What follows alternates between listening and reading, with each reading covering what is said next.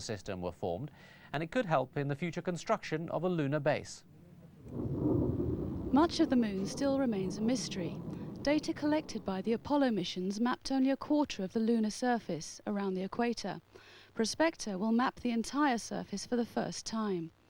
Scientists now want to find out more about what the moon is made of in order to plan future lunar missions. NASA also wants to explore the possibility of establishing a permanent base. If that goes ahead, the moon could become a stepping stone for missions to the rest of the solar system. NASA funding for lunar exploration fell away after the Apollo missions. Scientists then wanted to explore the solar system beyond the moon. After Apollo, of course, the American public and government seem to think we've been there, done that, and it's over. But there's been a realization that the moon is a great place to go to study and to do things like astronomy as well as understand the moon as a body. And so there has been a rebirth of interest in lunar science. With over 3 million inquiries a day on NASA's Lunar Prospector webpage, the mission is proving popular with the public. And with the recent success of the Mars Pathfinder, this mission is yet another example of NASA's commitment to their policy of faster, better, cheaper. Maya Gilder, BBC News. Rare red pandas have given birth to triplets at the Johannesburg Zoo.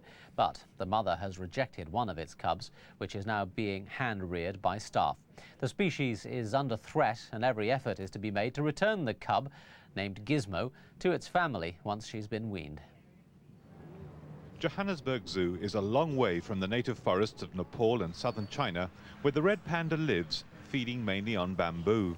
But the zoo has a proud record of red panda breeding. Red pandas are much smaller than the better-known giant panda and are related to the raccoon family.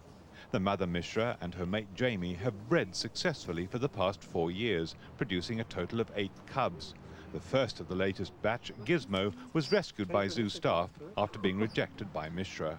We found her outside her nest box. We tried twice to put her back into the nest box and again found her outside. So we decided at that stage that we would hand rear this animal. On the 31st of December, we found another 2 cubs in the nest box. They've remained with the mother and she's actually looking after them with no problems. Although the animals are officially protected in their native China and Nepal, their habitat is being eroded and they are poached for their fur or the pet trade. So zoos around the world have now made red panda breeding a priority. This is just totally remarkable because there's less than 25 of them in the wild. So we're fortunate. It's the first time we've had triplets in Africa. And at the Joburg Zoo we've managed to swell the numbers by 3 then. Red pandas mature at 18 months and live anything up to 14 years. For the moment, home is an incubator, but with any luck, baby Gizmo is destined to live to a ripe red panda age. Terry Benson, BBC News. And that's all the world news for the moment.